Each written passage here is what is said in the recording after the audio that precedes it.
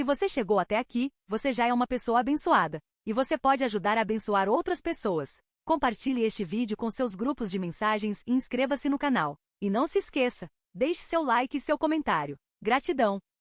Testemunhos Seletos, volume 3, capítulo 52. O perigo do conhecimento especulativo. A falsa ciência é uma das instrumentalidades de que Satanás se serviu nas cortes celestes e dela se serve ainda hoje. As declarações falsas que fez aos anjos, suas sutis teorias científicas, seduziram muitos deles, levando-os a romper sua lealdade. Havendo perdido seu lugar no céu, Satanás apresentou suas tentações aos nossos primeiros pais. Adão e Eva cederam ao inimigo, e por sua desobediência foi a humanidade separada de Deus e a terra separada do céu. Se Adão e Eva não houvessem nunca tocado a árvore proibida, o Senhor lhes teria comunicado conhecimento sobre o qual não repousava a maldição do pecado, conhecimento que lhes teria proporcionado alegria eterna. Tudo quanto ganharam por sua desobediência foi a familiarização com os pecados e suas consequências. Enganos dos últimos dias. O campo para o qual Satanás levou nossos primeiros pais é o mesmo para que está a levar os homens de hoje. Está a inundar o mundo com fábulas agradáveis. Por todas as astúcias ao seu alcance, procura impedir os homens de obterem o conhecimento de Deus, o qual é a salvação. Vivemos em época de muita luz, mas muita coisa que se chama luz está abrindo o caminho para a sabedoria e as artimanhas de Satanás. Muitas coisas serão apresentadas que parecerão verdadeiras, e contudo terão que ser ponderadas cuidadosamente com muita oração, pois podem ser sutis artifícios do inimigo. A senda do erro parece muitas vezes estar bem vizinha da vereda da verdade. Ela quase não é distinguível da verdade que leva à santidade e ao céu. Mas a mente iluminada pelo Espírito Santo sabe discernir que essa senda diverge do caminho reto. Depois de algum tempo, se vê que os dois se acham vastamente separados. Teorias panteístas. Já se estão infiltrando entre nosso povo ensinos espiritistas que solaparão a fé dos que lhes derem ouvido. A teoria de que Deus é uma essência que penetra toda a natureza é um dos mais sutis artifícios de Satanás. Representa falsamente a Deus e é uma desonra para sua grandeza e majestade. As teorias panteístas não são sustentadas pela palavra de Deus. A luz de sua verdade mostra que essas doutrinas são instrumentalidades destruidoras das almas. As trevas são o seu elemento, a sensualidade, a sua esfera. Satisfazem o coração natural e favorecem a inclinação. A separação de Deus é o resultado de sua aceitação.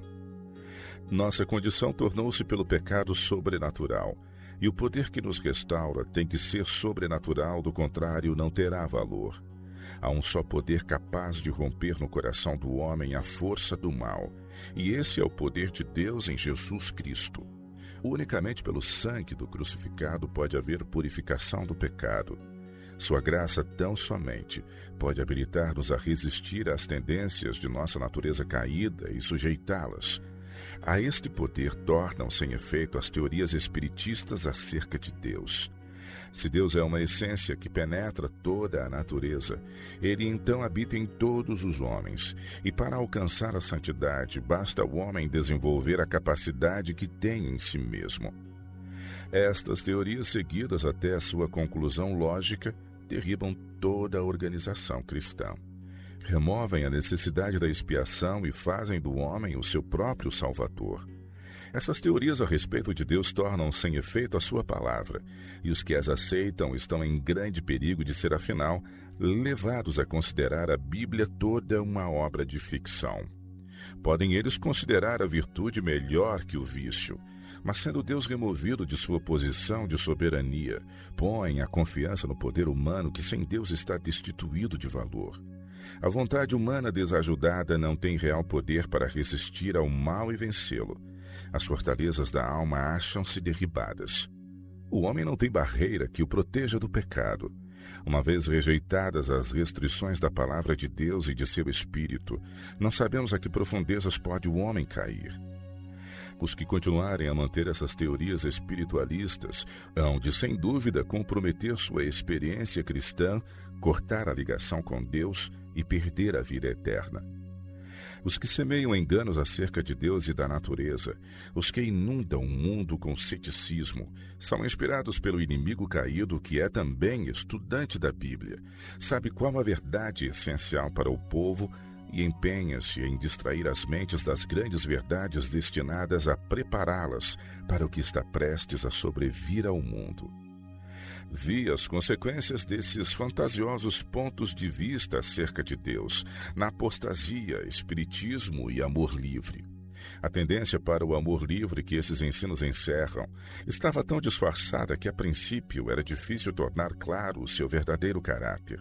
Até que o Senhor me apresentou, eu não sabia como denominá-lo, mas fui instruída a chamá-lo amor espiritual não santificado. O fanatismo depois de 1844. Depois de 1844, tivemos que enfrentar fanatismos de todas as espécies. Foram-me dados testemunhos de repreensão que eu deveria apresentar a alguns que mantinham teorias espíritas. Havia os que estavam ativos em disseminar ideias falsas acerca de Deus.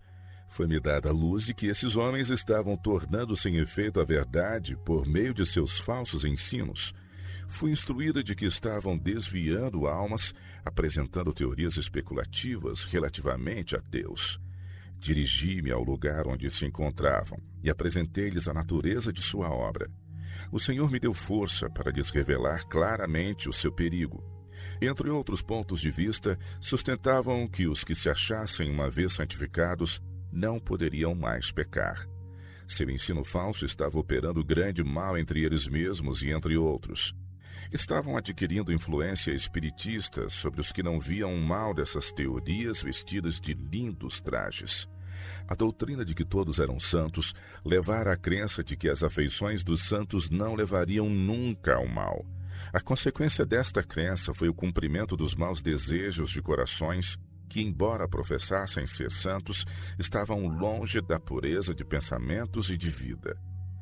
Os ensinos ímpios são seguidos de práticas pecaminosas. São a sedutora isca empregada pelo pai da mentira e resultam na impenitência da impureza satisfeita consigo própria.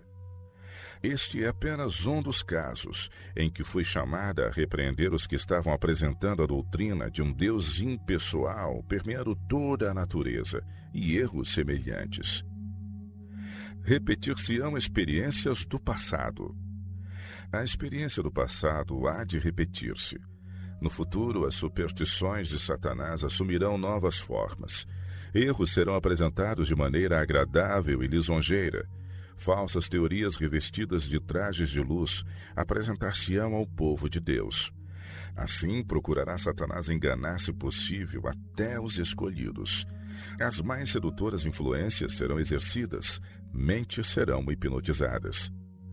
Corrupções de toda sorte, semelhantes às que prevaleciam entre os antediluvianos, serão introduzidas para levar cativo o entendimento dos homens. A exaltação da natureza em lugar de Deus, a irrestrita licenciosidade da vontade humana, o conselho dos ímpios, desse se serve Satanás para conseguir certos fins. Ele empregará o poder de uma mente sobre outra para realizar os seus desígnios. O pensamento mais triste de todos é o de que, sob a sua enganosa influência, os homens terão uma forma de piedade sem ter verdadeira ligação com Deus. Como Adão e Eva, que comeram o fruto da árvore da ciência do bem e do mal, muitos se estão agora mesmo alimentando com os enganosos bocados do erro. Agentes satânicos estão vestindo teorias de roupagens atraentes, do mesmo modo que Satanás, no jardim do Éden, ocultou de nossos primeiros pais a sua identidade por intermédio da serpente. Esses agentes estão incutindo no espírito do homem isso que na realidade é erro mortífero. A influência hipnótica de Satanás repousará sobre os que se volvem da clara palavra de Deus para fábulas agradáveis. Os que receberão mais luz é que Satanás busca assiduamente apanhar.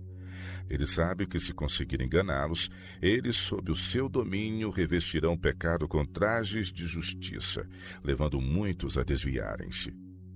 Digo a todos, estai de sobreaviso, pois como anjo de luz, Satanás está percorrendo todas as reuniões de obreiros cristãos e em cada igreja procura ganhar para seu lado os membros. Ordena-se-me dar ao povo de Deus a advertência. Não erreis, Deus não se deixa escarnecer. Gálatas 6, verso 7. Cuidado com religião sensacionalista.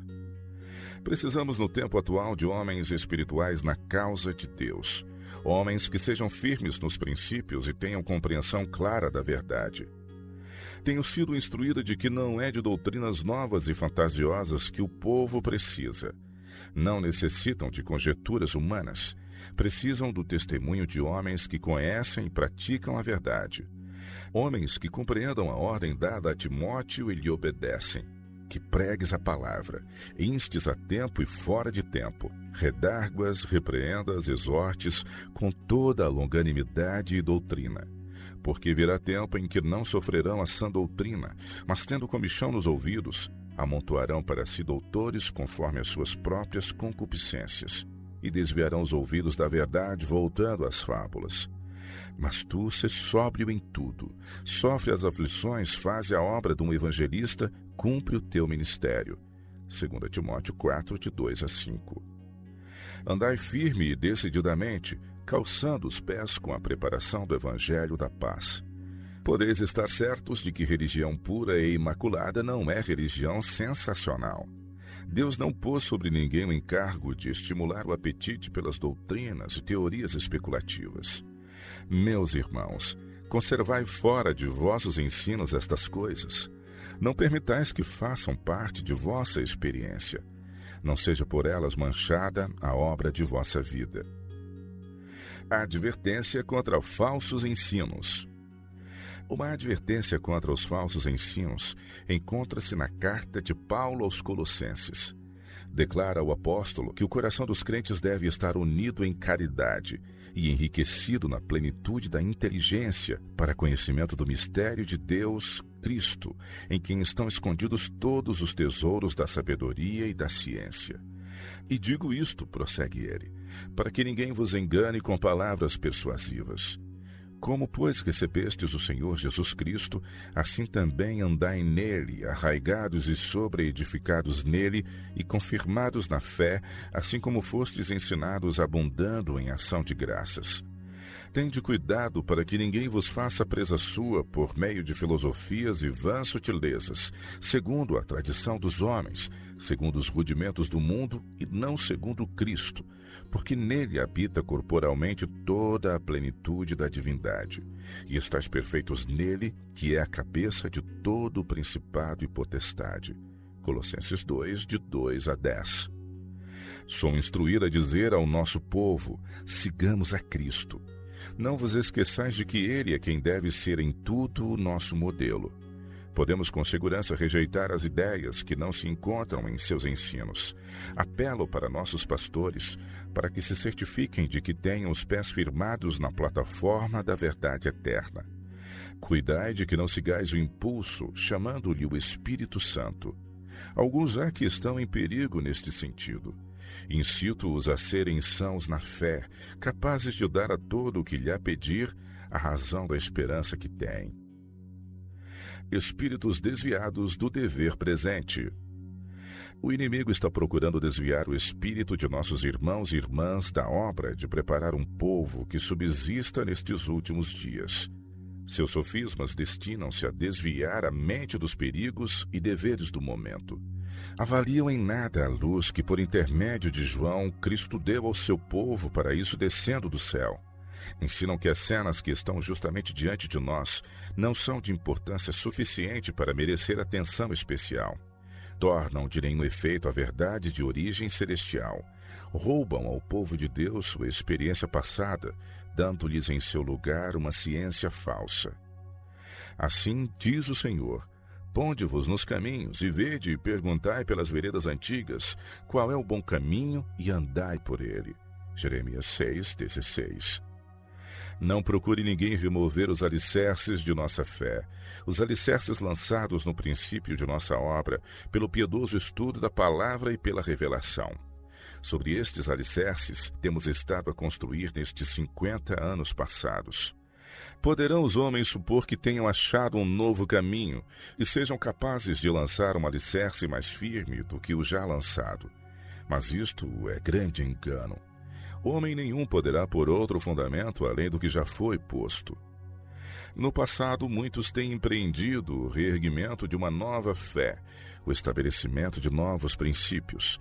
Mas por quanto tempo resistiu seu edifício? Ruiu logo, pois não se achava alicerçado sobre a rocha. Não tinham os primeiros discípulos que enfrentar os ditos dos homens? Não tinham eles que ouvir falsas teorias, e então, havendo feito tudo, ficar firmes, dizendo: ninguém pode pôr outro fundamento além do que já está posto. 1 Coríntios 3, verso 11. Assim devemos nós reter firmemente o princípio da nossa confiança até ao fim.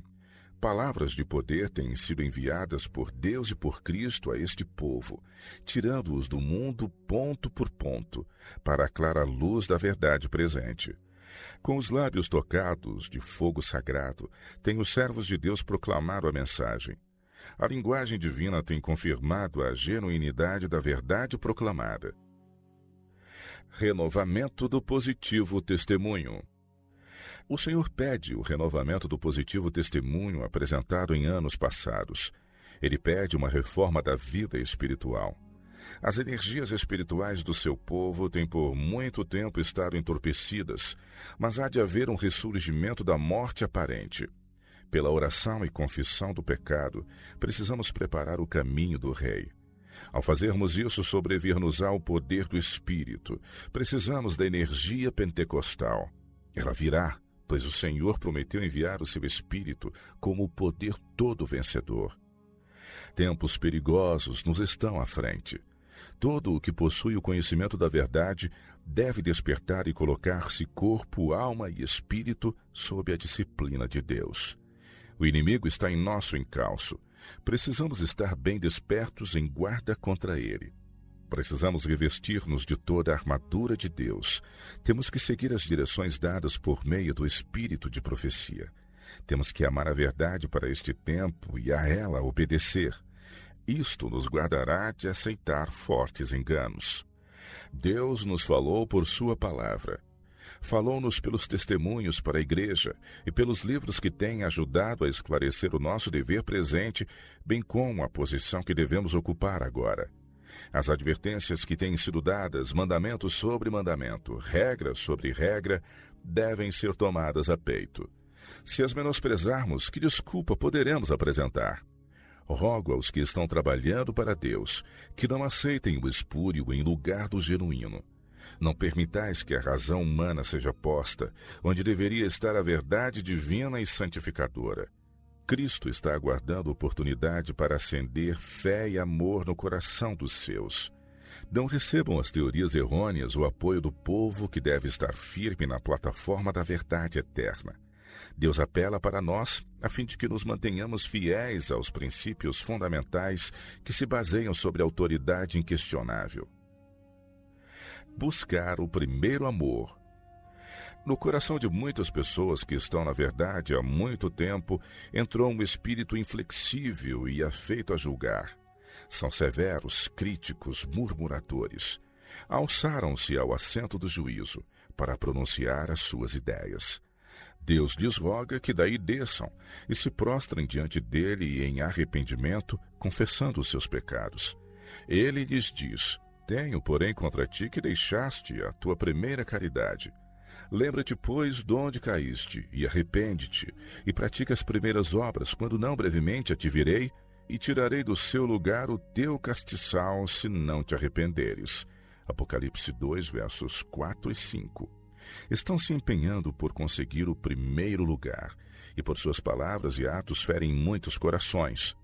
Contra este espírito e contra a falsa religião do sentimentalismo, a qual é igualmente perigosa, apresento minha advertência.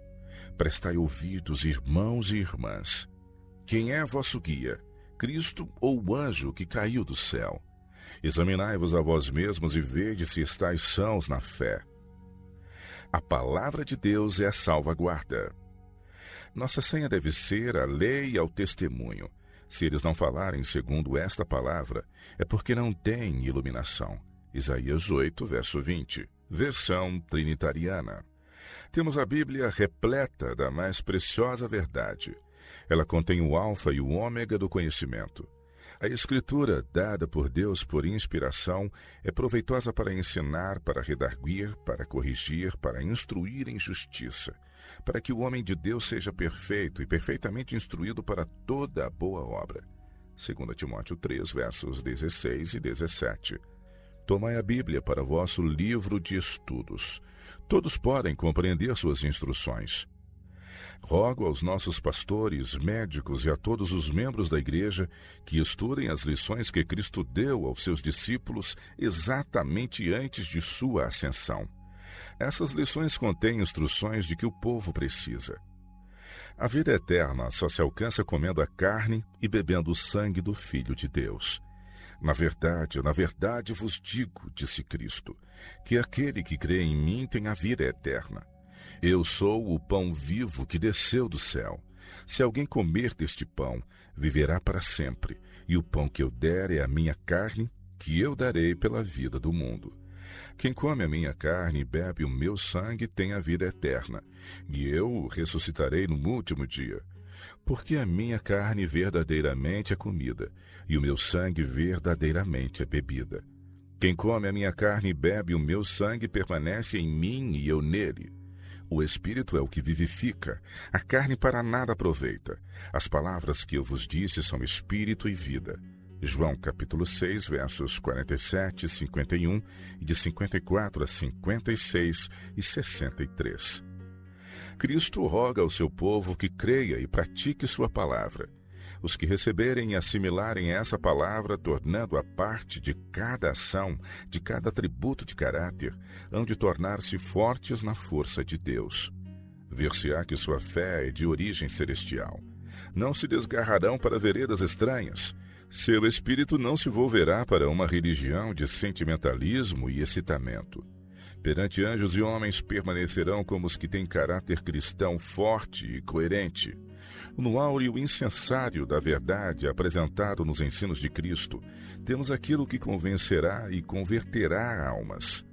Apresentai na simplicidade de Cristo as verdades para cuja proclamação veio ele ao mundo, e o poder de vossa mensagem far-se-á sentir. Não apresenteis teorias ou provas que Cristo nunca mencionou e que não têm fundamento na Bíblia. Temos grandes e solenes verdades para apresentar. Está escrito, Mateus 4:4, é a prova que tem que ser apresentada a cada alma. Os homens podem ainda aprender as coisas que pertencem à sua paz. Ainda se pode ouvir a voz da misericórdia chamando: vinde a mim todos os que estáis cansados e oprimidos, e eu vos aliviarei. Tomai sobre vós o meu jugo, e aprendei de mim, que sou manso e humilde de coração, e encontrareis descanso para as vossas almas. Porque o meu jugo é suave e o meu fardo é leve. Mateus 11, de 28 a 30. Somente quando nos é concedida a vida espiritual, encontramos descanso e conseguimos um bem duradouro. Devemos estar em condições de dizer em meio à tempestade e procelas: minha âncora está firme. Recorramos à palavra de Deus para que nos guie. Busquemos uma assim diz o Senhor. Basta de métodos humanos. A mente treinada unicamente na ciência mundana não compreende as coisas de Deus, mas a mesma mente, convertida e santificada, verá na palavra o poder divino. Só a mente e o coração purificados pela santificação do Espírito podem discernir coisas celestiais. Irmãos, em nome do Senhor vos rogo que desperteis e reconheçais vosso dever.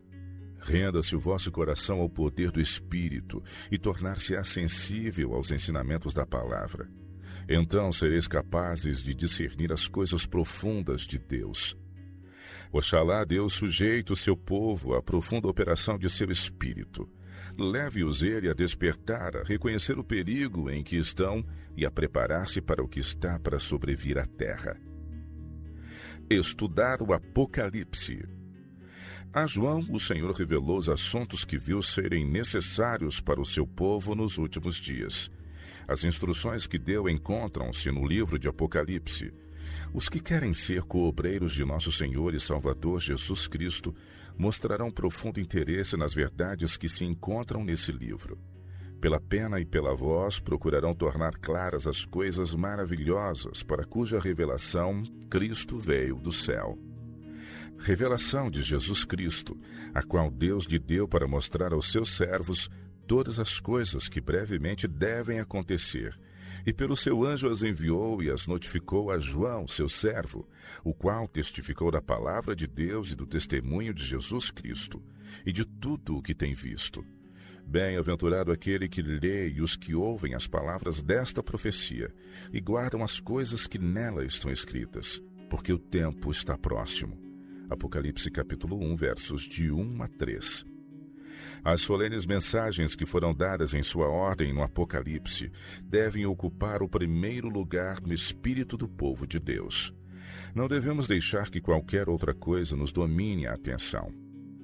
O precioso tempo está passando rapidamente, e há perigo de que muitos serão roubados do tempo que deveria ser dado à proclamação das mensagens que Deus enviou a um mundo caído. A Satanás agrada ver a distração das mentes que deveriam estar empenhadas no estudo das verdades que têm que ver com realidades eternas. O testemunho de Cristo, testemunho do mais solene caráter, deve ser apresentado ao mundo. Através de todo o livro do Apocalipse se encontram as mais preciosas e enobrecedoras promessas, assim como advertências da mais tremenda e solene importância. Não quererão os que professam possuir conhecimento da verdade ler o testemunho dado por Cristo a João? Não há aí meras conjecturas, nem enganos científicos. Há sim as verdades que dizem respeito ao nosso bem-estar presente e futuro. Que valor tem a palha em relação ao trigo? O Senhor logo virá. Os vigias nos muros de Sião são instados a despertar e reconhecer a responsabilidade que Deus lhes confiou. Deus requer vigias que, no poder do Espírito, deem ao mundo a última mensagem de advertência que anunciem a hora da noite. Requer vigias que despertem os homens e mulheres de sua letargia, a fim de que não caiam no sono da morte.